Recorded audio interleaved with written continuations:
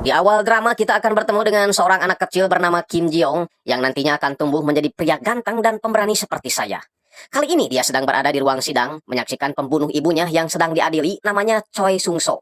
Namun sayangnya hakim koplok ini menyatakan bahwa Sung-so tidak sengaja melakukan pembunuhan, sudah berusaha berdamai dengan pihak korban dan lagi dalam perawatan karena gangguan mental. Akhirnya dia hanya dihukum 3,5 tahun saja, membuat si Ji-young marah padahal jelas-jelas di waktu kejadian dia membunuh ibunya secara brutal.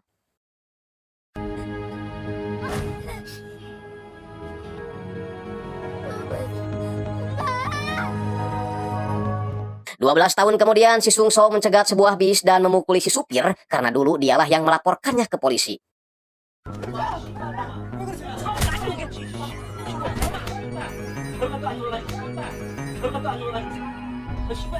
Gusti Allah, belum tobat juga nih orang. Ketika pulang, seseorang misterius mencegatnya sambil berkata, apa boleh seorang penjahat bisa bebas berkeliaran seperti ini? 네가 어떻게 감옥에 안 있고 밖을 돌아다녀? 법대로 했으니까 그렇지 이 새끼야! Orang misterius itu murka karena Sung-so telah menghancurkan keluarganya. Mengaku bahwa dia adalah anak kecil yang dulu ibunya dia bunuh. Kemudian menghajarnya kembali hingga Sung-so ini pun innalillahi di tempat. Dan aksi vigilante ini pun dimulai. Setelah melakukan balas dendam, Ji-young pulang ke rumah, memandangi foto ibunya dan berjanji akan memberikan keadilan bagi orang-orang yang tidak menemukan keadilan seperti mereka. Hari Sabtu isuk-isuk di Akademi Polisi, seorang pengajar sekaligus polisi senior, kita panggil aja Encang, menerangkan mengenai kasus dingin yang sampai sekarang belum terpecahkan. Kasus dingin ini biasanya berhubungan dengan kasus pembunuhan, di mana penyidik terpaksa membiarkan kasus tersebut sehubungan dengan sulitnya menemukan petunjuk atau barang bukti. Jadi jika suatu saat mereka diterima jadi polisi, maka diharapkan bisa memecahkan kasus-kasus dingin tersebut agar bisa memberikan rasa keadilan bagi masyarakat.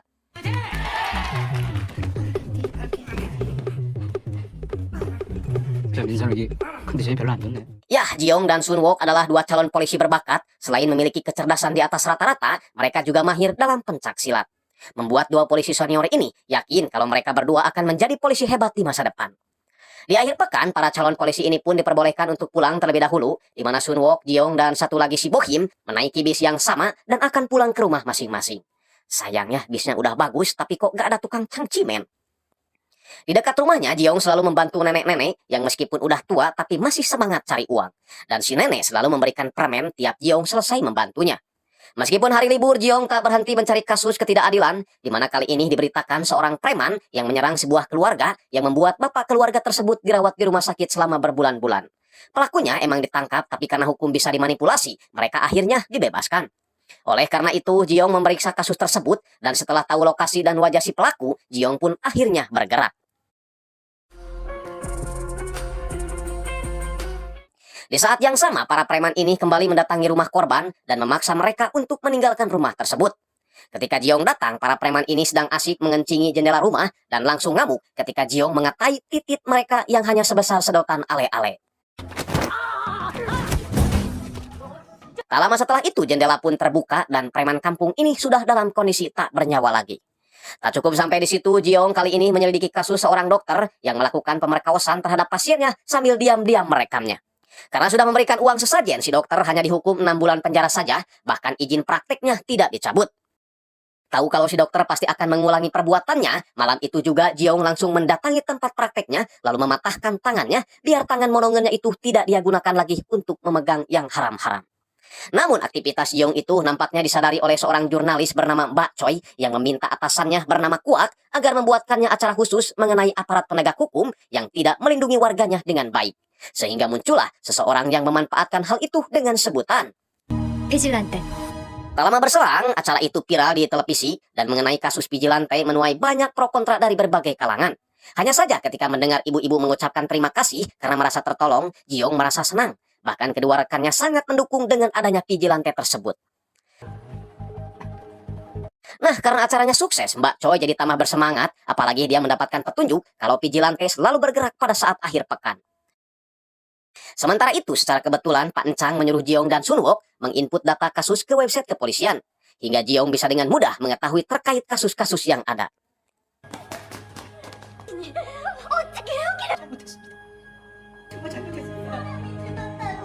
Nah, meskipun seorang vigilante, Jiong tak serta-merta melakukan pembalasan, tergantung perilaku orang yang dia incar. Kalau si pelaku mengaku menyesal dan minta maaf, maka dia pun tak akan menghukumnya.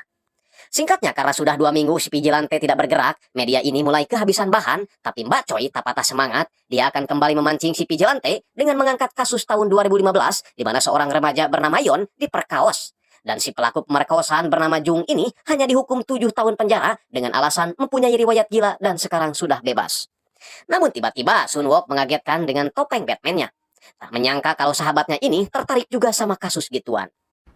이상하네 이 새끼. Nah, karena acara berita itu kembali viral, banyak orang berdemo di rumah si Jung menuntut aparat penegak hukum untuk memenjarakannya kembali. Sementara Mbak Choi dan si Kuak berada tak jauh dari sana, berharap vigilante akan segera muncul. Keesokan paginya, setelah sholat subuh, Jiong datang lebih awal ke kantor untuk memastikan dulu kasus tersebut sebelum bertindak.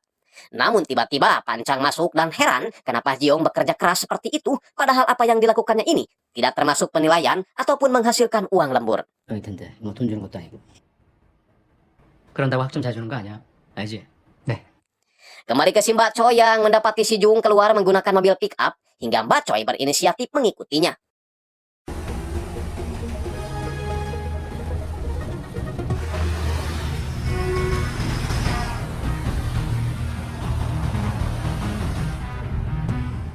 Sialnya, ketika di pelabuhan, Mbak Choi malah kehilangan jejak karena mobil-mobil di sana menggunakan pick up dengan jenis yang sama. Kaburnya si Jung membuat para polisi sibuk, apalagi para masyarakat yang berdemo dari kemarin maghrib, menuntut mereka untuk segera menemukannya. Hal itu juga membuat si Jiong jadi gak fokus belajar. Hal itu disadari oleh Pak Encang yang langsung memberikan pertanyaan. Apa penyebab dari terjadinya kejahatan susulan? Tapi pertanyaan itu mah sangat cetek buat si Jiong. Dia menjelaskan bahwa si pelaku berpikir ditangkapnya mereka disebabkan oleh para korban, sehingga si pelaku yang menyalahkan korban dan akhirnya melakukan kejahatan yang sama. Kembali ke si Mbak Choi yang kesal kenapa juga polisi ikut-ikutan mencari si Jung ke pelabuhan, melarang rekan-rekannya untuk mengambil video karena menurutnya masyarakat hanya ingin melihat si vigilante membunuh penjahat itu. Karena kewalahan tak juga menemukan si Jung, kapten polisi ini menyuruh salah satu polisi yang sedang bertugas menjaga korban untuk membantunya. Ketika turun, si polisi ini penasaran pada seorang kurir yang menutupi wajahnya dengan helm. Tapi ketika dibuka, wow, ternyata bukan si Jung. Sedangkan Mbak Choi yang sedari tadi memperhatikan peta baru sadar kalau pelabuhan itu tidak jauh dari rumah korban. Namun terlambat karena si Jung sudah mulai beraksi dengan berusaha membunuh kurir itu. Mbak Choi dan timnya segera pergi dan hal itu membuat polisi penasaran lalu segera mengikuti mereka.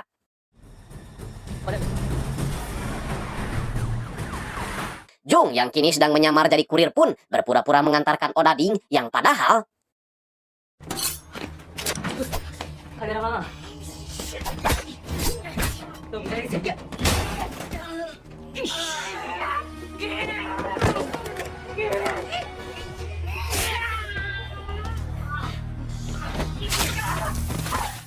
masalahnya Sion malah keluar, membuat si Jung dapat dengan mudah mendapatkannya. Menyalahkan Sion yang telah membuat hidupnya jadi amburadul kayak gini. Namun ketika akan dieksekusi,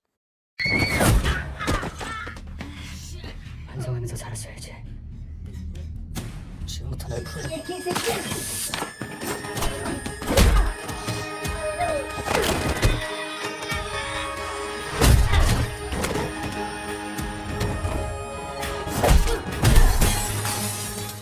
karena murka, Jiong pun terus menghajarnya hingga tewas meskipun si Jung berniat akan minta maaf. Sedangkan Mbak Choi marah-marah karena pemuda ini menghalangi jalan mobilnya. Padahal mah dia adalah orang yang dicari-cari Mbak Choi selama ini. Tiba di lokasi, Mbak Choi mengaku kalau dia penghuni apartemen hingga polisi membiarkannya masuk dan betapa senangnya dia melihat si vigilante kembali beraksi sambil meninggalkan tulisan jaring di surga, yang artinya pada akhirnya penjahat pasti akan tertangkap. Nah, karena hukum selalu bertindak secara tidak adil, maka sebagai vigilante, Jiong akan melawan ketidakadilan itu. Terbunuhnya si Jung oleh vigilante kembali viral dan tentunya membuat masyarakat senang. Berbeda dengan kepolisian yang meskipun tahu kalau tindakan itu membela yang lemah, tapi tetap kalau urusannya menghilangkan nyawa orang lain, maka itu termasuk kriminal. Maka dari itu, polisi menetapkan si vigilante sebagai buronan. Hanya saja kepala polisi ini marah kenapa anak buahnya bisa membiarkan media masuk ke TKP. Jadinya kasus ini lebih populer daripada kasus perceraian Amar Joni dengan Irish Bella. Sedangkan Pak Encang yang dipanggil untuk membantu kasus tersebut terpaksa menyuruh Jiong dan Sunwook menyelesaikan sendiri penginputan digital itu. 나도 시간 나는데 한번 들어가서 볼게. 아주 그쪽이 심란한가 봐. 현장에 CCTV도 뭐 블랙박스도 도와주다가 정덕흠을 죽였고. 비질란테. 자, 아무튼 작업은 이 방 안에서만 하고. Setelah tiba di TKP dan tak menemukan barang bukti apapun, Pak Encang sadar kalau si Vigilante emang benar-benar mengerti cara kerja dari kepolisian. Tak lama setelah itu, datang seorang remaja putri melakukan protes, bertanya kenapa para polisi menetapkan si Vigilante sebagai buronan, padahal bagi mereka, Vigilante adalah seorang pahlawan yang membela kaum lemah. Nah, tanggapan-tanggapan seperti itulah yang dimanfaatkan media untuk meraih rating tinggi. Terkhusus bagi si Mbak Choi yang berniat memberitakan lagi para penjahat untuk memancing si Vigilante bergerak. Sementara itu, Sunwook dan Bohin bercanda kalau sikap si Vigilante yang misterius dan cerdas itu sangat mirip dengan Jiong. Waduh, kayak saya juga dong. Namun si Jiong tak menanggapinya, selain emang benar dia juga lagi fokus pada TV yang memberitakan kejahatan Seo Doyok yang pernah membobol rumah mantan bosnya bersama seorang remaja bernama Sung Yeon. Mereka lalu membunuh keluarga tersebut, termasuk 2 anak kecil secara kejam. Tapi saat itu Doyok mengaku lagi dalam pengaruh alkohol dan hanya ikut-ikutan remaja bernama Sung Yeon saja. Dan Sung Yeon lah yang melakukan pembunuhan. Alhasil malamnya Jiong diam-diam masuk ke ruangan Pak Encang dan menyelidiki kasus tersebut. 가출 청소년들과 함께 자신이 일했던 편의점 무참히 살해.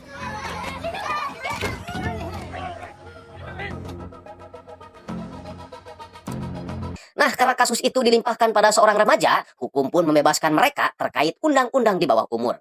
Namun melihat gaya hidup si Doyok yang selalu pesta miras, Jiong yakin bahwa si Doyok lah pelakunya. Bahkan mengingat nama klub malam yang sering Doyok kunjungi. Ketika akhir pekan, Sunwook iseng-iseng mengajak Jiong ke klub malam dan berjanji akan mengalah dalam ujian jika Jiong bersedia ikut.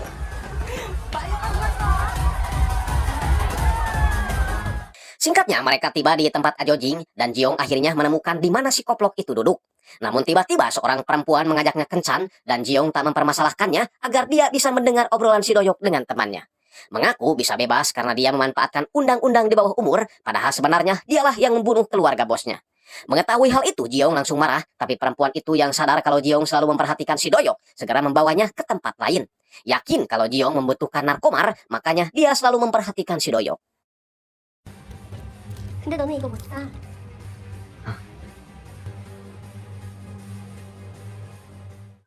Setelah itu, Jiong tiba-tiba teler dan saya tidak tahu apa yang dilakukan Jiong semalam.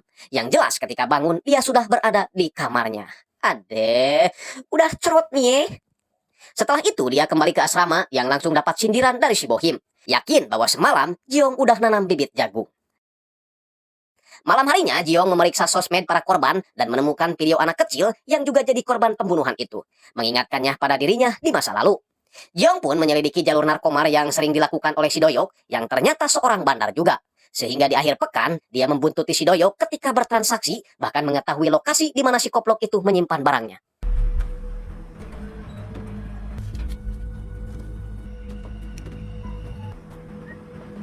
Sementara tim pemburu Vigilante ini mulai stres karena sudah berminggu-minggu mereka belum menemukan berita terbaru. Sehingga Mbak Choi menyuruh timnya agar bekerja lebih keras lagi dan sepertinya dia sudah punya ide lain. Sedangkan si Doyok tiba-tiba saja mendapatkan nomor telepon di mobilnya, meminta Sung Yeon, anak remaja yang menemaninya membunuh, untuk memeriksa nomor tersebut. Yang ternyata setelah diperiksa itu adalah nomor BNN di Busan. Jadinya ketika mengambil barang itu pada bosnya, si Doyok bertanya apakah barang ini dari Busan. Bosnya tentu saja tak mau membocorkannya, membuat si Doyok jadi galau, jangan-jangan bosnya itu akan berusaha menjebaknya. Dan benar saja entah siapa yang melaporkannya, para polisi itu tiba-tiba saja mencarinya. Beruntung dia keburu lolos dan pergi ke tempat persembunyiannya. Namun ketika sampai, barangnya sudah tidak ada dan... 어디요? 야, 그거 내 거야. 건들지 마. Jelas saja si Doyok marah, ingin melawan tapi malah tumbang. Jiong pun membakar barang tersebut sekalian menghajar si Doyok tanpa ampun. 사죄. 에? 사죄? 아, 너 준식이 형님 보낸 줄 알고 씨. 야!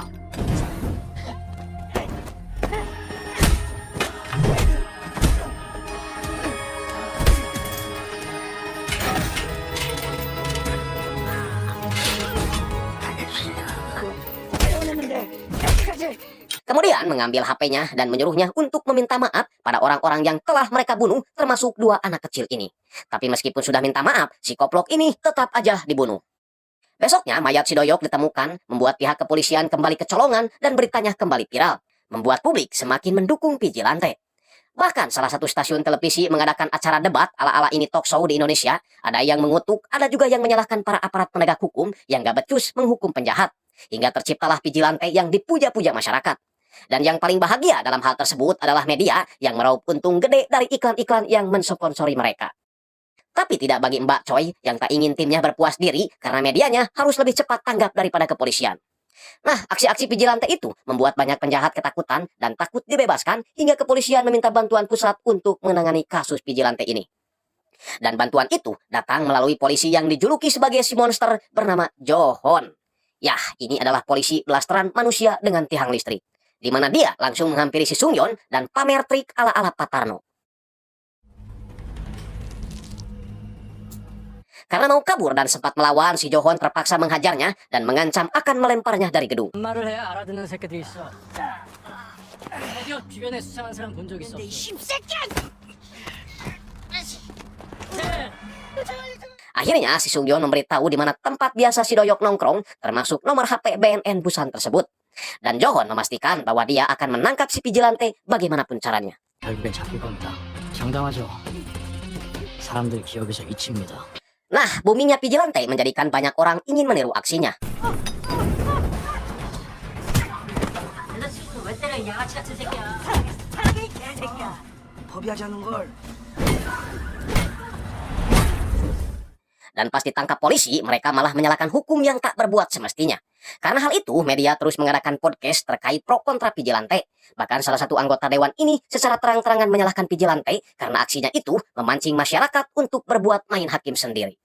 Jeong tentu saja tidak setuju karena menurutnya itu bukanlah salah si Vigilante, tapi medialah yang terlalu membesar-besarkan berita tersebut hingga masyarakat jadi ikut-ikutan. Sunwook pun setuju dengan pernyataan itu meskipun mereka berdua adalah calon polisi. Sementara si Johon baru paham kenapa para polisi susah untuk menangkap si Vigilante karena di TKP si Vigilante sama sekali tak meninggalkan jejak sedikit pun. Tapi apapun itu, manusia blasteran tiang listrik ini tetap harus segera menangkapnya karena perbuatan Vigilante jelas-jelas salah di mata hukum. Sedangkan Bacoy baru dapat kasus lagi, yaitu seorang kurir yang terlindas truk tapi pelakunya malah dihukum ringan.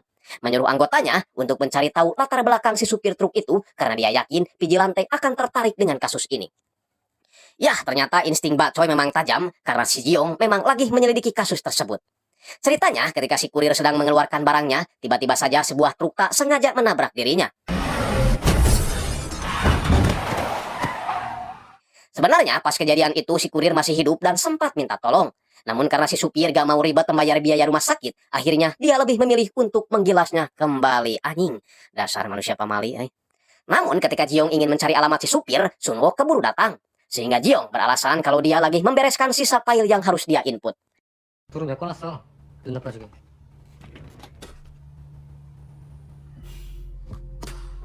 Besoknya si supir truk itu didatangi oleh ibu korban yang mempertanyakan kenapa mobilnya harus dipundurkan lagi. Padahal dia bisa membawa anaknya ke puskesmas terdekat. Tapi si koplok ini tetap gak merasa bersalah, menyeret si ibu itu karena merasa dia juga sudah dihukum meskipun hukumannya ringan. Membuat si Jeong marah hingga malam harinya ketika si supir lagi berendam di bak gede.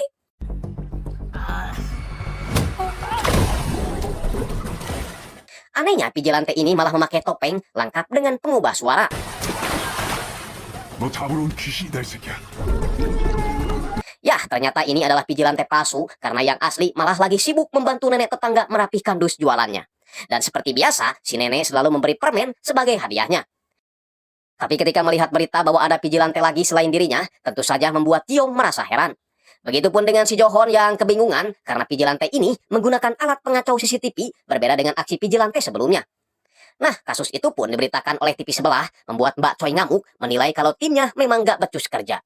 Bahkan TV sebelah itu meniru acara mereka yang menampilkan para penjahat yang bebas dari hukuman setelah menjadi tersangka.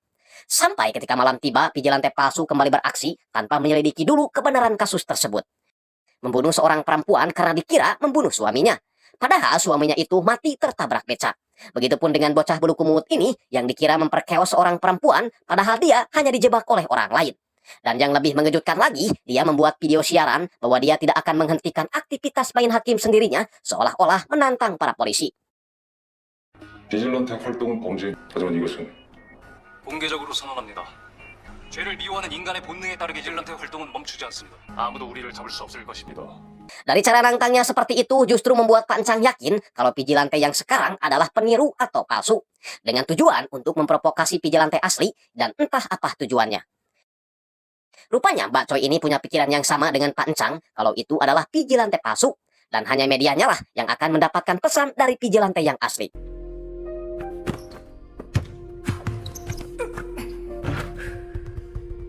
Selesai main basket, Sun Wook permisi keluar karena ingin membeli bala-bala. Sedangkan Jiong mendengarkan acara debat yang dihadiri oleh Mbak Choi. Di mana Mbak Choi menjelaskan bahwa efek dari kejahatan tidak berakhir dengan kerugian yang dialami korban, tapi juga menyebabkan dampak besar yang dialami keluarga yang ditinggalkan, khususnya pada anak-anak yang kehilangan walinya. Dan hukum sangat tidak mempertimbangkan hal tersebut. Apalagi para pelaku seringkali memanfaatkan celah hukum seperti perlindungan anak di bawah umur, gangguan mental, ataupun hak asasi manusia. Sehingga para penjahat mendapat keringanan hukuman. Jadi Mbak Choi tidak setuju jika harus menyalahkan Vigilante atau media. Karena yang seharusnya disalahkan itu adalah para anggota dewan dalam membuat undang-undang hukum yang banyak celah dan tumpang tindih. Mendengar penjelasan itu seketika membuat Yeong tertarik karena apa yang disampaikan Mbak Choi sama dengan yang dirasakannya. Sementara itu, si nenek yang lagi sibuk bawa gerobak tak sengaja menghalangi jalan pengendara mobil ini. Karena orangnya gak sabaran, temperamental, dan agak edan, pria bernama Sopo ini malah tega menabrak si nenek. Gobloknya lagi, udah mah ditabrak, dimaki-maki pula. Seorang pria yang melihat kejadian itu meminta si Sopo agar bertanggung jawab, tapi si Sopo malah menyerangnya. Alhasil, pria itu balik memukulnya hingga bonyok. Tak lama setelah itu, polisi datang menangkap si Sopo karena sang nenek telah tewas. Sialnya, pria yang niat nolong itu juga harus ditangkap polisi dengan alasan telah melakukan penganiayaan. Wah, akhir zaman emang ya, si pelaku dibawa ke rumah sakit, yang nolong malah dibawa ke kantor polisi. Adom saya. Jiong yang nonton berita penabrakan itu terlihat murka, sesekali mengapalkan tangan karena tak sabar ingin segera mengeksekusi pelakunya. Sia. Hingga ketika akhir pekan tiba, Jiong menolak ajakan si Bohim untuk pergi ke tempat Ajojing lagi karena dia ingin segera beraksi. Di sisi lain, kakak si Sopo, kita panggil Ajah Jarwo, dengan pelontongnya teriak-teriak di rumah si nenek. Menawarkan uang 20 juta won asalkan suami si nenek mau berdamai dan mencabut tuntutan terhadap adiknya. Yah, mau ngejawab gimana? Kondisinya aja udah lumpuh begini. Mana sendirian lagi? Jiong yang sedari tadi membuntutinya segera menghajar si Jarwo. Sedangkan Mbak Choi yang yakin kalau Vigilante akan memburu si Sopo ke rumah sakit, mengerahkan semua timnya untuk berjaga di sana. Siapa tahu mereka dapat merekam secara langsung saat Vigilante beraksi. Si Sopo sendiri kini terbaring di rumah sakit sambil mendapat pengawalan ketat dari polisi lengkap dengan si Johon yang lagi berjaga di luar. Namun tiba-tiba si polisi ini dapat telepon bahwa mobilnya ditabrak di parkiran. Sehingga dia turun ke bawah dan si Vigilante dapat kesempatan untuk masuk dan mencekik si Sopo. 누구보다 잘 어긴 놈이 누구보다 잘 지켰던 사람은 Jiong ingin si Sopo mengakui kejahatannya dan meminta dihukum seberat-beratnya di pengadilan nanti. Dan jika tidak, maka dia akan membunuhnya. Di saat yang sama si polisi itu memeriksa mobilnya, namun semuanya baik-baik saja. Baru sadar kalau itu hanyalah pengalihan. Sementara si Johon malah berpapasan dengan si Jiong yang lagi nyamar jadi dokter. Dan setelah tahu kalau si Sopo habis diserang, dia semakin yakin bahwa orang tadilah Vigilantenya. Segera mengerahkan anggotanya untuk mencari ke setiap sudut rumah sakit. 단장님 CCTV 확인하시고. 자, 빨리.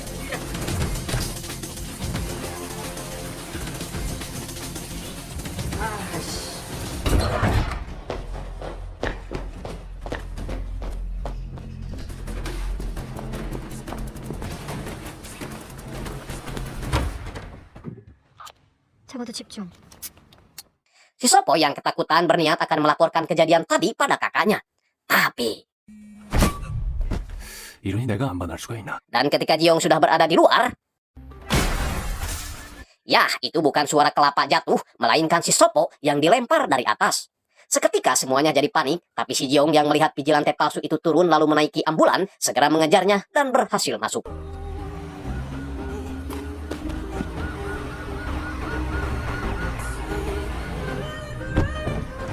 Anehnya si palsu ini tahu kalau Vigilante yang asli bernama Jiong. 반갑다 지용아. Si palsu membawa Jiong ke atas gedung dan terlihat senang karena dia bisa bertemu langsung dengan Vigilante asli. Mengaku kalau dia mengidolakannya dan mengajak Jiong untuk bekerja sama. Tapi... 엄청 기다렸는데. 네 팬. 나랑 손잡자. 잠깐만. 뭐?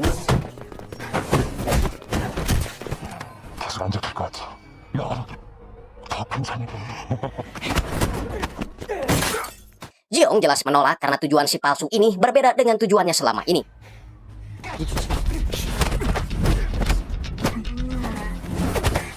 Sebenarnya kekuatan mereka nyaris berimbang, tapi si palsu sedikit lengah hingga dia harus tergantung, menyuruh si palsu untuk tidak mengikutinya lagi. 대신 나와 다른 길을 가라. Si John memeriksa sebuah wajah dokter yang ada di daftar rumah sakit tersebut, namun tak ada satupun yang wajahnya mirip dengan orang yang berpapasan dengannya. Sedangkan Mbak Choi berhasil mengambil video yang dia curigai sebagai vigilante asli. Kembali ke si Jiong yang mukanya jadi amburadul kayak gini, takutnya dia dicurigai oleh teman-temannya. Namun tak lama setelah itu dia dapat pesan dari si palsu bahwa dia bisa membantunya mencari alibi untuk menutupinya. Nah, inilah wajah asli si palsu. Pria bernama Jo Gang-ok ini adalah wakil direktur Deka Group, salah satu perusahaan terbesar di Korea dan berinvestasi di berbagai bidang termasuk media TV. Sementara itu si Jarwo menghajar anak buahnya yang lalai menjaga dirinya, bahkan sekarang adiknya juga terbunuh, meminta mereka untuk segera mencari si vigilante. Bersamaan dengan itu, si Johon datang dan menanyakan rekaman CCTV saat penyerangan semalam, siapa tahu ada. Tapi kelihatannya si Jarwo gak terlalu menanggapi si Johon karena dia ingin dia sendirilah yang mengurus si vigilante. Di lain sisi, Gang-ok pergi menemui Mbak Choi menawarkan investasi untuk program vigilante. Tapi Mbak Choi menolak karena dia ingin membuat artikel atau program itu tidak dicampuri oleh pihak eksternal. Gang-ok terus terang bahwa dia sangat menyukai vigilante dan dia juga yakin kalau Mbak Choi juga suka. Oleh karena itu, dia mengajak Mbak Choi untuk sama-sama melindunginya, lalu mengambil flashdisk yang isinya rekaman video si Jiong pada saat di rumah sakit. Ya, saya juga tidak tahu apa tujuan orang ini yang ingin melindungi identitas asli si vigilante. 우리가 그를 지켜줍시다.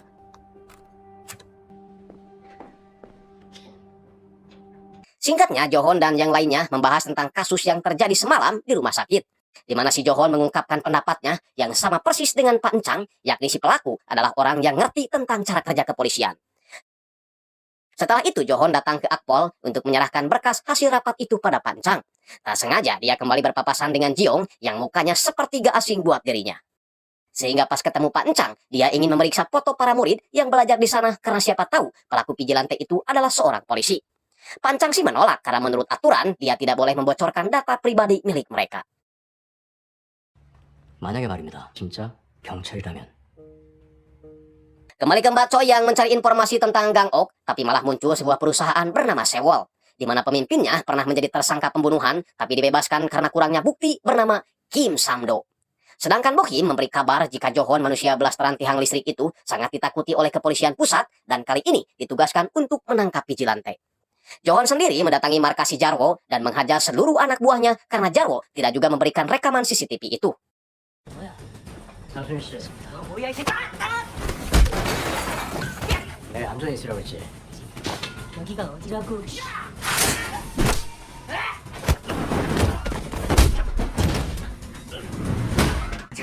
진짜 경찰이야? 어? Karena takut si Jarwo akhirnya jujur kalau rekamannya sudah dirusak oleh vigilante. Sementara Pak Encang yang sudah mulai curiga dengan Jiong mempertanyakan luka yang ada di wajahnya. Dengan polosnya Jiong menjawab kalau ini akibat dicipok nyamuk. Tentu saja Pak Encang gak percaya, tapi 경찰이 김지용 학생을 찾아갔는데요.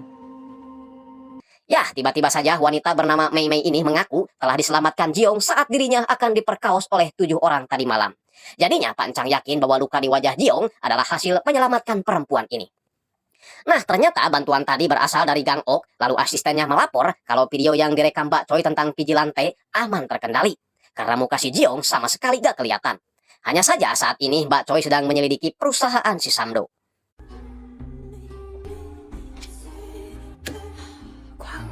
Singkat cerita, Jiong mulai memikirkan tawaran dari si palsu yang ingin mengajaknya kerjasama. Terlebih sekarang adanya si Johon yang siap mengacaukan semua rencananya. Alhasil, Jiong pun mengajak si palsu untuk bertemu, membahas tentang cocok atau tidaknya mereka melakukan kerjasama. Membuat si Gang-ok yang agak sengklek ini kesenangan.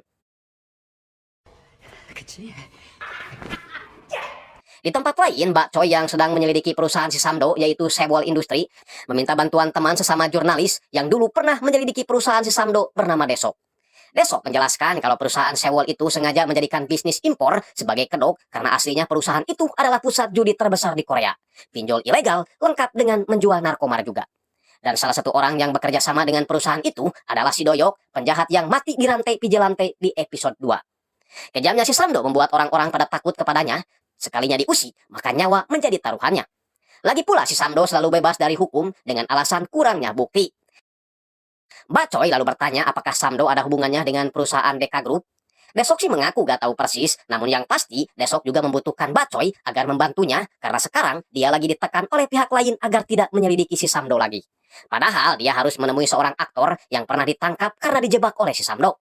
Dan si aktor berjanji akan membocorkan informasi penting tentang si Samdo.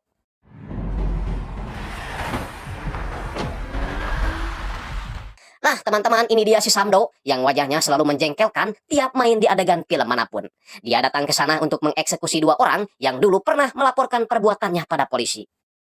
Tragisnya lagi, si Samdo memanfaatkan para babi yang gak dikasih makan selama setahun untuk memakan mereka. Tapi saat itu juga si Samdo harus merasakan karmanya ketika sepatu mahalnya harus menginjak ranjau babi. Sementara Bacoy dan Desok yang sudah janjian dengan si aktor segera masuk ke rumahnya. Namun sialnya si aktor sudah dalam keadaan tak bernyawa. Mereka yakin kalau itu adalah sebuah pembunuhan. Tapi si polisi menyatakan bahwa itu kasus bunuh diri, itu dibuktikan dengan adanya surat terakhir dari si korban. Di saat mereka kebingungan, si Desok teringat pada tempat awal mereka akan melakukan pertemuan. Tapi tiba-tiba si aktor merubah tempat pertemuannya. Yakin kalau si pelaku pembunuhan itulah yang mengalihkan tempat pertemuan mereka. Singkatnya, akhir pekan pun tiba dan Jiong akan memanfaatkan waktu liburnya itu untuk menemui si palsu. 안녕하세요. 저 기억하시죠? Di saat bersamaan, Johon juga ada di sana. Jadinya Jiong memilih untuk pergi dengan si Mei Mei karena tidak ingin melibatkan 2 sahabatnya. Setelah itu Jiong pura-pura pergi ke toilet padahal dia sengaja menemui si Johon. Pura-pura bertanya, apakah ada yang bisa saya bantu? Johon hanya menyarankan Jiong untuk tidak mengulangi perbuatannya lagi karena bakatnya yang cerdas bisa saja akan sia-sia. Seolah-olah dia sudah mengetahui kalau memang Jionglah vigilante yang asli. Tapi Johon mengaku hanya akan fokus pada kejahatan vigilante sesuai dengan obrolannya dengan Pak Encang. Jika dia menangkap vigilante asli yang sudah memiliki reputasi bagus di mata masyarakat, apalagi tampangnya ganteng seperti saya, maka dipastikan masyarakat akan memusuhi mereka. Jadi daripada menangkap vigilante yang asli, mendingan dia menangkap penjahat dan menjadikannya sebagai vigilante. Agar masyarakat percaya dan kecewa kalau vigilante itu ternyata orang jahat. Di saat bersamaan, ternyata si palsu alias si Gangok melihat juga pertemuan itu. Nah, pada saat makan, Jiong bertanya pada si Mei Mei sebenarnya siapakah orang yang menyuruhnya untuk melakukan itu. Mei Mei sih mengaku tidak tahu karena dia hanya menjalankan perintah dari agensinya. Tak lama setelah itu, si palsu nelpon mengatakan kalau si Johon adalah boneka penguasa yang berbahaya. Jadi sebaiknya Jiong menghayukan ajakannya untuk melakukan kerjasama. Jiong mengaku si Johon sebenarnya sudah tahu bahwa dia adalah vigilante. Tapi Jiong akan tetap mempertimbangkan kerjasama itu asalkan Gangok mau memberinya HP duplikat si Johon seperti Gangok yang menduplikat HP-nya juga. Di sisi lain, 2 jurnalis ini telah sampai di tempat pertama si aktor memberikan lokasi pertemuan sebelum dia tewas.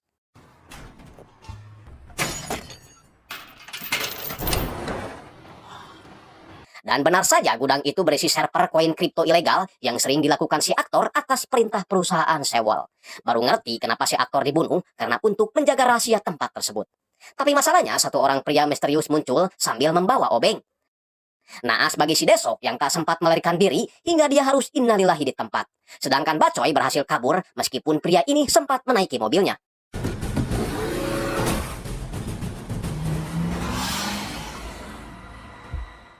Malamnya Bacoy kembali ke tempat itu sambil membawa polisi. Namun wow karena tempat itu sudah bersih, tak ada apapun termasuk jasad si Desok yang menghilang entah kemana. Sedangkan si Johon mendapat teguran dari jenderal polisi bernama Jaeyub karena dia belum juga berhasil menangkap vigilante. Alasannya sebentar lagi dia akan pensiun, jadi dia ingin menyelesaikan kasus ini terlebih dahulu. Keesokan harinya Bohim dan Sunwook terus memancing-mancing si Jiong tentang si Mei Mei, tapi Jiong tak mau menanggapinya. Lagian dia juga dapat pesan dari si Gangok yang memberitahu di mana Jiong dapat memperoleh HP duplikat si Johon. Dia pun pergi ke tempat itu, mengambil HP-nya dan dia jadi tahu siapa-siapa saja orang yang berhubungan dengan si Johon. Bersamaan dengan itu, media Bacoy memberitakan tentang kematian sang aktor yang sempat melarikan uang sebesar 800 miliar won. Disertai dengan bukti video adanya server-server tersebut, termasuk berita meninggalnya Desok di lokasi itu. Bahkan Bacoy berani menampilkan sosok si Samdo sebagai orang yang dicurigai dalam melakukan penipuan kripto itu. Samdo sendiri mendapat panggilan telepon dari seseorang dengan inisial tikus yang menyuruhnya untuk menonton berita tersebut. Jelas saja si Samdo kesal apalagi terungkap siapa inisial tikus itu sebenarnya. Yah, ini dia orangnya, mantan dalang OPJ sekaligus jenderal polisi yaitu Jaeyub Patrio. Membuat si direktur media marah-marah karena gara-gara acara tersebut, dia baru saja diancam oleh si Samdo. Karena tak terima dimarahi direktur, si Kuak akhirnya memarahi Mbak Choi juga. Tapi sebagai jurnalis, Mbak Choi tetap kekeh pada pendiriannya yang akan melaporkan kebenaran pada setiap acaranya. Oke, setuju. Di sisi lain, orang yang kemarin membunuh Desok, kita panggil aja Rocky ini, sedang sibuk membakar jasad si Desok dan kini sedang menyuruh anak buahnya bernama Acuy untuk membunuh Mbak Choi sekalian. Ya, si Rocky ini adalah seorang pembunuh bayaran kepercayaan si Samdo yang selalu menjalankan misinya bersama si Tamya Blasteran Generwo. Singkatnya, setelah melihat Mbak Choi, si Acuy segera bergerak dan berusaha membunuhnya. Tapi Johon rupanya sadar akan adanya bahaya yang akan menimpa Mbak Choi setelah siaran beritanya tadi. Menyuruhnya berhenti, termasuk memprovokasi agar si Vigilante kembali bergerak. Setelah itu, Johon memborgol si Acuy, memaksanya memberitahu lokasi dan orang yang telah menyuruhnya. Dan benar saja, Jiong kini sedang menyelidiki kasus si Samdo setelah beritanya viral diangkat oleh media Mbak Choi. Kembali ke si Acuy yang mempertanyakan kenapa Johon tidak membawa bantuan saja, karena tempat yang akan mereka datangi ini sangatlah berbahaya. Belum tahu dia kalau sejak kecil si Johon sering ngacak-ngacak kloset. 니들 그 자리에 사람 취급은 해줄게.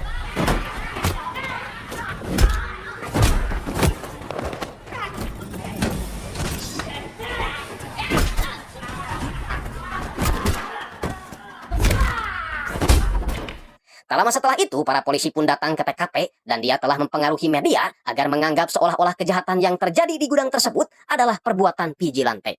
Berharap masyarakat tidak memuja-muja lagi pahlawannya tersebut. Tapi tentu saja mereka tetap gak percaya. Jaeyu pun marah-marah kenapa Johon melakukan hal seperti itu, menipu masyarakat, padahal dia marah karena tempat itu adalah markas rekan mafianya, yaitu si Samdo. Samdo sendiri merasa bingung kenapa Johon memfitnah mereka sebagai Vigilante dan menyelamatkan Mbak Choi. Yakin kalau itu bukanlah perintah si Jaeyu. Yang itu berarti dia juga harus menyingkirkan si Johon selain Mbak Choi. Nah, sebagai mafia gelap tentu saja dia punya tempat untuk mencuci uangnya, yaitu di sebuah gereja, dan oknum pendeta inilah pelakunya. Namanya Shin Kayo, kita panggil aja pendeta Shin. Sementara si Jiong hanya tertawa melihat si Johon ternyata membuktikan ucapannya waktu itu, yang akan menjadikan penjahat sebagai Vigilante. Tapi tentu saja dia tak akan membiarkan itu terjadi lagi. Hingga malam harinya dia mendatangi kurir narkomar si Samdo dan tanpa basa-basi lagi dia langsung membunuhnya.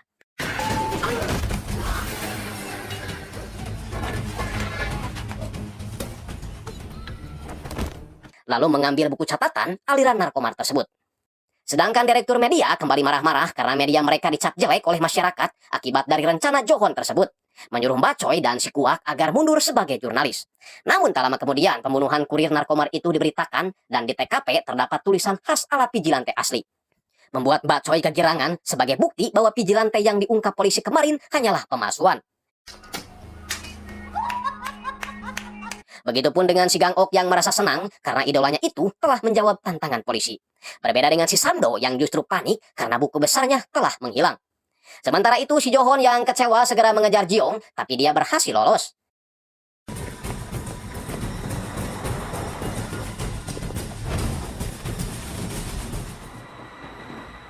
Namun rupanya Johon mengejar Jiong bukan untuk menangkapnya, melainkan mengajaknya bergabung layaknya polisi. Akhirnya Jiong menempatkan diri dan bertanya apakah Johon pernah berada di posisi orang lemah? Saat hukum diharapkan adil, malah berpihak kepada para penjahat. Tapi si Johon membalas, keadilan bagi dirinya adalah keadilan yang sesuai dengan hukum yang berlaku. Jadi apapun yang Jiong lakukan, meskipun itu demi kebaikan, tetaplah salah. Perbedaan pendapat itulah yang akhirnya membuat mereka jadi gelut.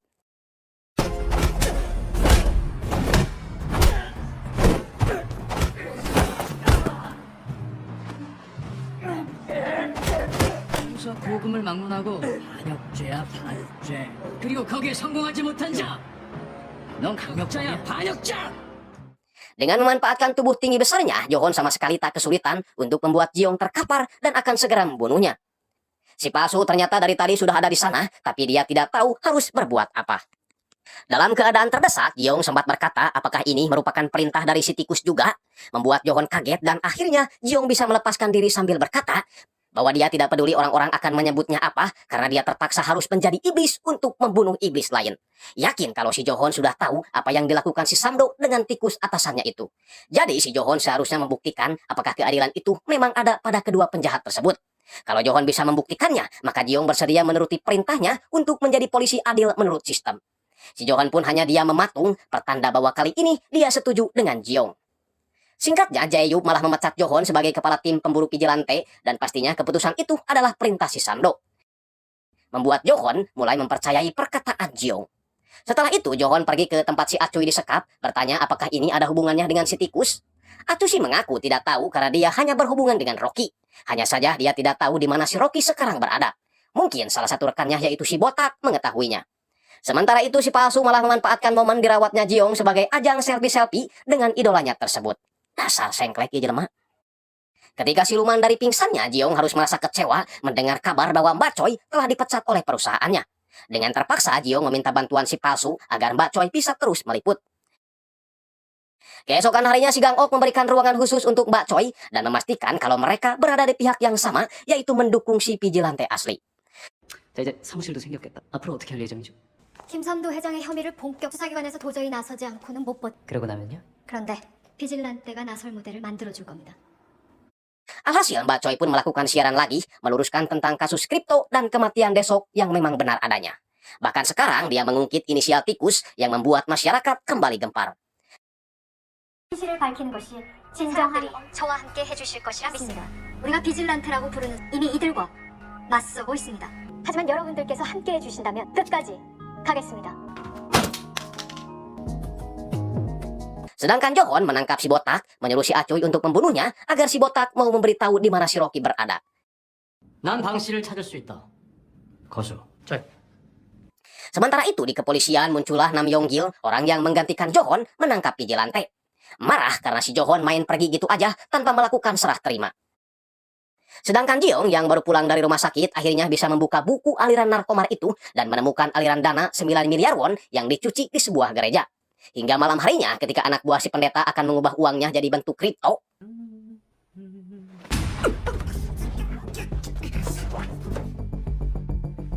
alhasil dia bisa mendapatkan bukti transaksi ilegal tersebut. Namun ketika menyadari adanya si palsu di ruangan itu, Jiong segera mengejarnya.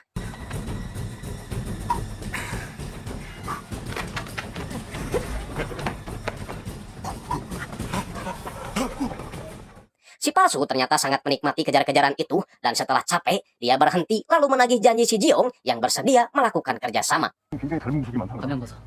대 활동을 하는 게 아니라는 증명이 필요해. Alhasil mereka pun nongkrong di atas kontainer dan menitipkan flashdisk itu untuk diberikan pada Mbak Choi. Sedangkan Jiong akan memburu pendeta yang mengatasnamakan agama dalam kejahatannya, lalu setelah itu dia akan mengurus Samdo. Besoknya si Yonggil mengunjungi Pak Encang untuk menanyakan apa yang dilakukan Johon ketika dia berkunjung ke tempat ini.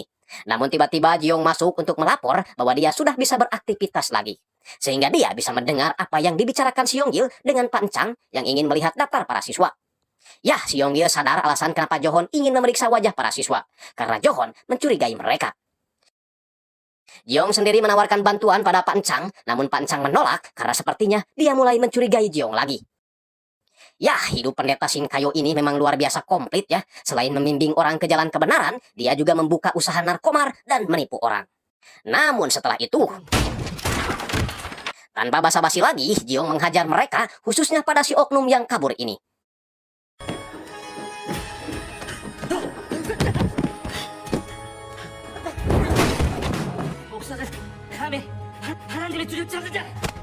Jiong menjawab mana ada Tuhan menyuruh umatnya untuk menjual narkomar dan menjadi rentenir.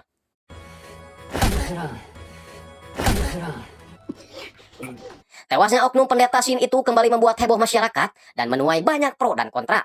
Namun pastinya membuat si Jae-hub khawatir karena bisa jadi merekalah yang akan menjadi korban selanjutnya.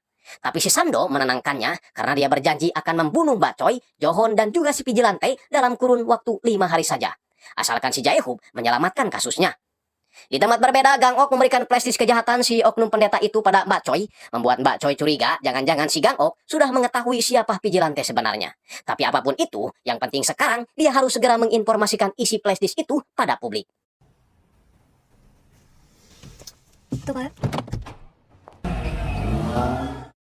Bersamaan dengan itu, Rocky dan Tamiya pun bergerak, diikuti oleh si Johon yang menyadari akan adanya bahaya yang menimpa pada Mbak Choi. Alhasil ketika Mbak Choi akan membuka isi flashdisk itu, si Johon tiba-tiba mematikan siarannya. di mana dia kembali mengingatkan akan bahayanya hal itu pada keselamatan Mbak Choi. Dia juga tidak mau kalau masyarakat jadi lebih mempercayai vigilante daripada polisi. Namun saya juga tidak tahu apa yang telah mereka sepakati. Yang jelas Johon tiba-tiba keluar dan berniat pergi dari sana. Tapi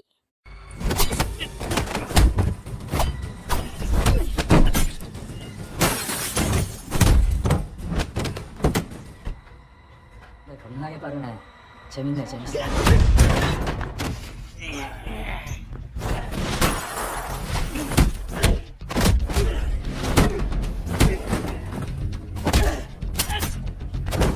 또 찌를 수 있을 것 같니?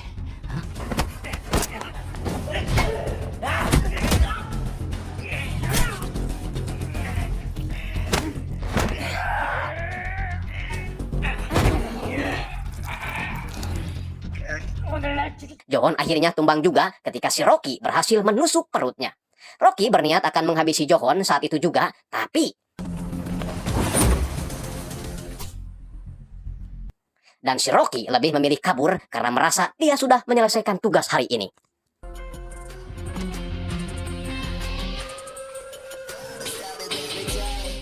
Nah, penyerangan terhadap Johon pun dilaporkan media termasuk penyelamatan yang dilakukan oleh vigilante.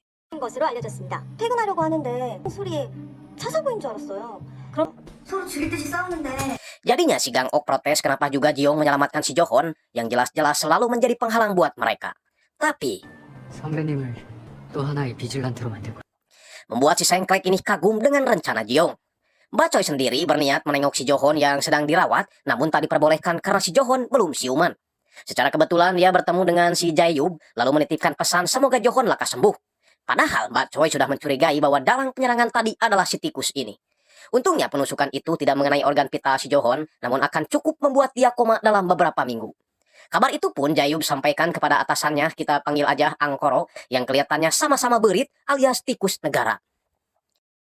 Masih selamatnya si Johon membuat si Samdo kecewa pada si Rocky, tapi si Rocky balik mengancam akan membunuh si Samdo sekalian jika dia masih rewel.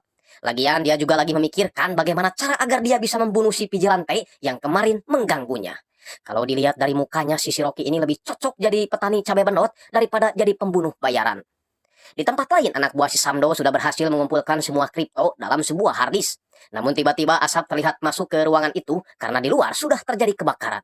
Lalu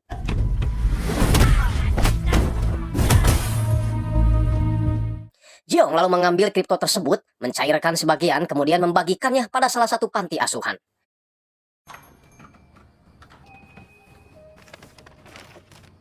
Kebaikan vigilante itu pun diberitakan Mbak Choi, terutama pesan di dinding yang tertulis, di mana dia akan menyumbangkan sebagian kripto itu pada yang membutuhkan, dan sebelum semuanya disumbangkan, maka dia ingin si Samdo, Jae-yub, dan juga Rocky Tamya menyerahkan diri ke polisi. Mbak Choi juga mempertanyakan kinerja polisi yang menunda penyelidikan dengan alasan kurangnya bukti. Tak hanya itu, media lain juga mewawancarai pengelola panti asuhan yang merasa terbantu dengan adanya uang dari vigilante tersebut. Nah, karena gencarnya tuntutan masyarakat, kepolisian akhirnya menyelidiki perusahaan Sewol, tapi si Samdo tak mau menanggapi surat pemanggilannya. Dan ternyata itu adalah ulah si Jae-yub yang ingin menumbalkan si Samdo agar dia bisa selamat, karena kalau dia sampai tertangkap, maka citra polisi akan rusak dan bisa dipastikan akan kalah pamor oleh Hansip. Yah, Samdo yang tahu kalau dia akan dijadikan tumbal, coba memberi sesajen pada si Jae-yub. Tapi si Jae-yub malah menyuruhnya agar menyerah saja dan berjanji akan mengeluarkannya dalam waktu 6 bulan saja. Lagian itu salahnya sendiri yang gak becus mengurus vigilante. Jadinya si Samdo ngamuk-ngamuk kayak orang yang kesurupan jurik jarian.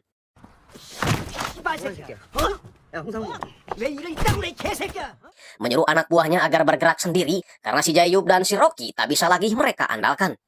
Atas insiden yang terjadi di parkiran itu ketika vigilante membantu Johon di dekat gedung siarannya Mbak Choi, Yonggil jadi curiga jangan-jangan Johon dan Mbak Choi sudah tahu siapa vigilante sebenarnya. Namun hal unik terjadi pada si Rocky yang berdoa dulu pada Tuhan sebelum melakukan pembunuhan pada si pengelola panti. 세상을 떠난 모든 이에게 영원한 안식을 주소서 밝은 빛을 비춰주시고 나는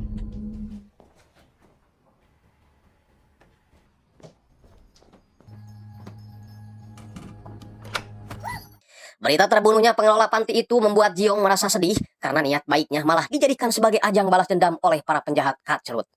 Maka dari itu malam harinya Jiong memberitahu si palsu bahwa dia harus segera bertindak sebelum adanya korban tak bersalah lagi. Meminta si palsu agar mengawasi Mbak Choi karena dia yakin para penjahat akan membunuhnya juga. dan tanpa Jiong sadari kalau si Sun Wook nampaknya sudah mencurigainya juga. Sedangkan si Gang Ok mulai meramal dirinya sendiri, dan ketika kartu yang keluar adalah kesatria, dia langsung bersemangat. Di saat bersamaan, anak buah si Samdo mulai terlihat memasuki basement, dan Mbak Choi sepertinya baru menyadari kalau orang yang menghalangi jalannya waktu itu adalah Vigilante. Namun ketika sadar kalau dirinya sedang diincar, Mbak Choi langsung memasang kamera di setiap sudut, lalu bersembunyi sambil melakukan siaran langsung. Hingga banyak publik yang mengetahuinya, termasuk polisi.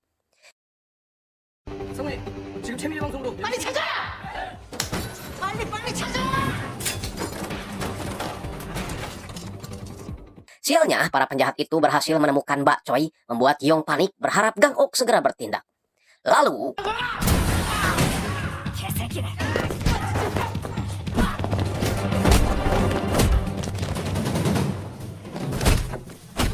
Yah, Gang Ok akhirnya datang, lalu menyelamatkan Mbak Choi dengan tongkatnya. Ketika Yonggil dan polisi lainnya datang, mereka hanya menemukan Mbak Choi sedang duduk santai di meja kerjanya.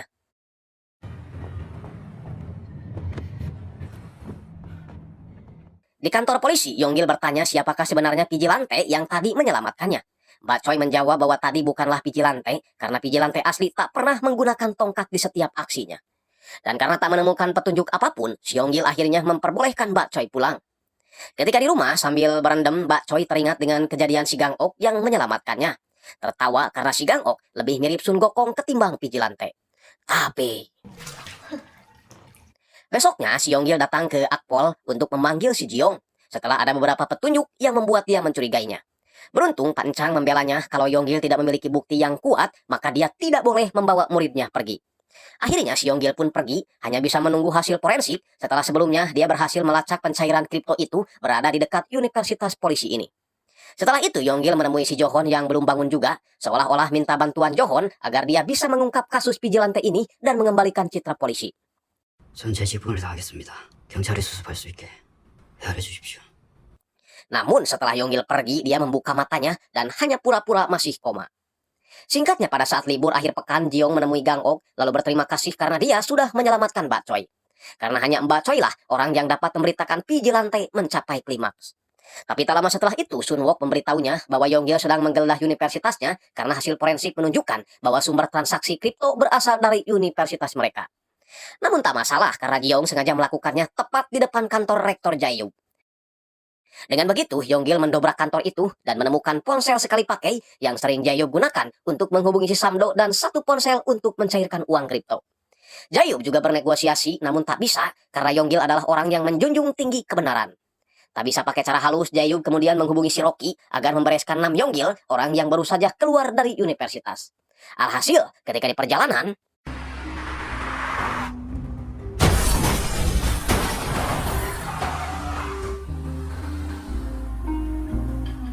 Johon yang mendengar kabar tersebut langsung terkejut, begitupun dengan si Jiong. Hingga malam harinya, Johon langsung menemui Jiong, menyalahkannya karena banyak orang tak bersalah mati karenanya. Jiong lalu menyuruh Johon agar membunuhnya sekarang jika dia ingin menghentikannya. Atau segeralah tunjukkan keadilan seperti yang selama ini Johon ucapkan. 죽을 뿐이야 가짜없이! 상관없습니다. 그것을 보도해줄 사람이 최소한 한 명은 있어. 지금 죽이십시오. Sementara itu, si Rocky ternyata sudah menculik Mbak Choi, menyiksanya agar memberitahu di mana Vigilante berada. Tentu saja Mbak Choi tidak tahu karena dia hanya tahu wajahnya saja. Sedangkan si Gang Ok yang tidak mendapat kabar Mbak Choi selama beberapa hari ini segera pergi ke rumahnya. Dan sadar kalau Mbak Choi telah diculik, dia pun segera memberitahu Jiong. 왜? 최민아가 며칠 전부터 연락이 안 되는데 어차피 일어날 일이었어. 가자. Tanpa berlama-lama lagi, mereka pun segera pergi ke salah satu kantor si Samdo, di mana si Pasu muncul lebih dulu, memancing para penjahat agar Jiong leluasa menghajar satu orang yang tersisa. Lalu menyuruh orang tersebut memberitahu si Samdo bahwa besok jam 7 setelah Isya, dia harus membawa Mbak Choi untuk ditukar dengan dompet kriptonya. Si Samdo jelas bingung kenapa Vigilante menganggap kalau dirinya telah menculik Mbak Choi, yakin kalau itu adalah perbuatan si Rocky yang disuruh oleh Jaeyub. Segera menghubunginya dan berjanji akan membayarnya lebih mahal dari sebelumnya. Alhasil Rocky pun setuju, yang padahal si Samdo akan mengerahkan seluruh anak buahnya dan membunuh mereka semua termasuk si Rocky. 애들 다 불러. 전부 다. 죽이지 못하면 우리가 죽는다. Padahal si Jiong juga tahu kalau yang menculik Mbak Choi adalah si Rocky atas perintah si Jaeyub. Dia sengaja melibatkan si Samdo agar bisa menangkap mereka semua secara sekaligus. Sun Wook yang sudah curiga dengan Jiong pura-pura kebetulan ketemu, hanya bisa meminta agar dia tak bolos besok hari. Sementara itu, si Johon menyempatkan diri pergi ke pemakaman si Yonggil, lalu menemui dua tahanannya untuk memberi makan. Jelas dong mereka senang karena udah beberapa minggu mereka hanya makan nyamuk dan tai cacak saja. Tapi 밥값은 해야지. singkatnya, anak buah si Samdo pun tiba di lapangan olahraga untuk mengambil alih CCTV agar mereka bisa mengetahui keberadaan si Vigilante dan si Rocky. Malam harinya, pria berkupluk hitam tertangkap di kamera, namun ketika mereka mau bertindak, mereka sangat kebingungan karena yang memakai kupluk hitam itu sangat banyak. Ya, inilah alasan kenapa Jiong membawa mereka ke tempat ini, karena sekarang lagi ada konser Samroh di mana para penontonnya diharuskan memakai baju hitam bertudung. Hingga Jiong dan Gang Ok bisa menyelinap dengan leluasa. Tak sadar kalau si Sun Wook juga ternyata ada di sana. Sementara si Rocky hanya bisa tersenyum melihat kecerdasan si Vigilante, menyuruh Mbak Choi agar memberi kode jika dia melihat Vigilante yang asli. Jika tidak, maka dia akan dimakan oleh si Tamya. Si Tamya pun turun dengan Mbak Choi sambil memakai sweater Holdi juga. Setelah melihat targetnya masuk, Samdo pun segera menerjunkan pasukannya, disusul Jiong dan Gang Ok yang siap menjalankan rencananya.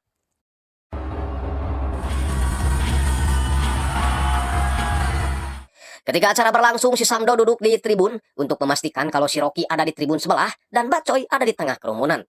Tiba-tiba Jiong menampakkan diri dan si Tamya yang menyadari itu segera mengejarnya. Namun ternyata itu hanyalah sebuah trik saja agar si Jiong bisa membawa Mbak Choi keluar dari sana. Si Tamya terus mengejar, sementara Rocky yang menyadari hal itu segera bergerak, begitupun si Samdo. Tapi 야, 삼두야! 너 뭐야? 너 자꾸 귀신들! ya, tugas si palsu adalah mengalihkan semua anak buah si Samdo, sementara Jiong menyuruh Mbak Choi untuk melakukan siaran langsung dan dia akan memancing si Tamya dan si Rocky naik ke atas mobil agar Mbak Choi bisa leluasa merekamnya.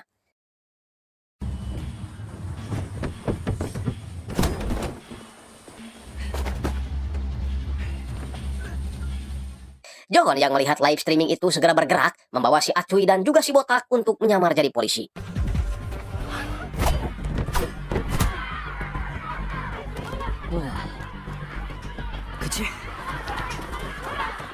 Pertarungan mereka akhirnya terganggu setelah Gang Ok datang membawa pasukan si Samdo.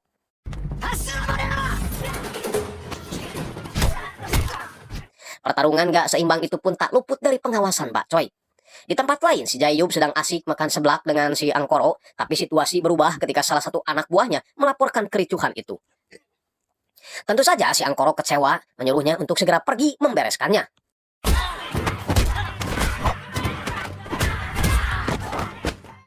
Mbak Choi yang melihat si Jiong terpojok segera mengalihkan para penjahat, mengaku kalau dompet kripto itu dia yang bawa. Alhasil mereka pun memburu Mbak Choi, tapi jelas Jiong tak membiarkan itu. Segera memasukkannya ke dalam bis agar dia bisa melawan para penjahat itu satu persatu. Masalahnya, si Rocky malah masuk juga ke dalam bis, karena selain melawan pasukan putih, dia juga ingin membunuh Vigilante. Begitupun dengan si Gang Ok yang kewalahan karena dia harus melawan pasukan si Samdo berikut si Tamya. Namun tiba-tiba Johon menyuruh mereka untuk berhenti dan menyerahkan diri. Tapi si Samdo yang udah kagok edan malah tetap ingin melawan. Setelah itu Samdo masuk bis ingin membunuh si Vigilante dan karena udah capek dia pun akhirnya hampir mati. Beruntung si palsu segera menyelamatkannya, tapi naas dia malah tertusuk. Jelas saja Jiong marah, apalagi setelah membuka kupluknya ternyata itu adalah Sun Wook.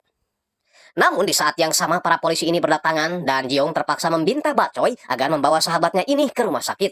Sedangkan dia akan mengejar si Samdo, begitupun dengan si Rocky.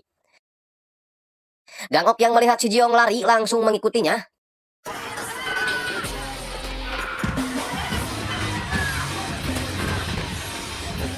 Gang Ok mengunci pintu agar dia bisa menahan pasukan si Samdo di sana.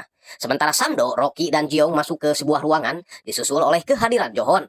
Alhasil Johon melawan si Rocky, sedangkan Jiong melawan si Samdo.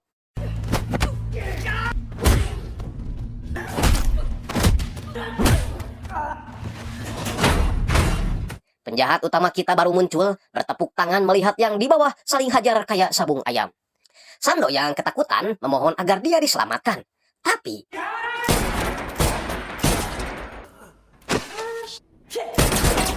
tak hanya itu, Jayub juga membuka keran air sambil menembaki mereka dari atas.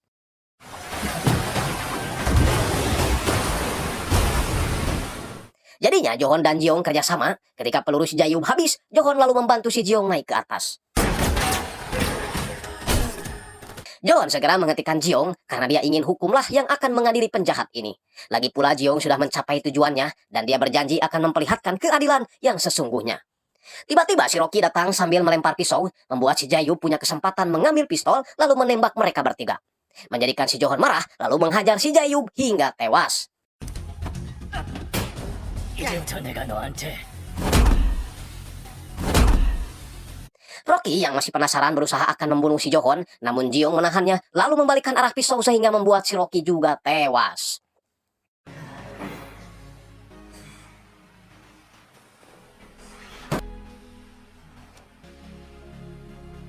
Sayangnya Sun Wook yang berusaha dilarikan ke rumah sakit harus menghembuskan napas terakhirnya.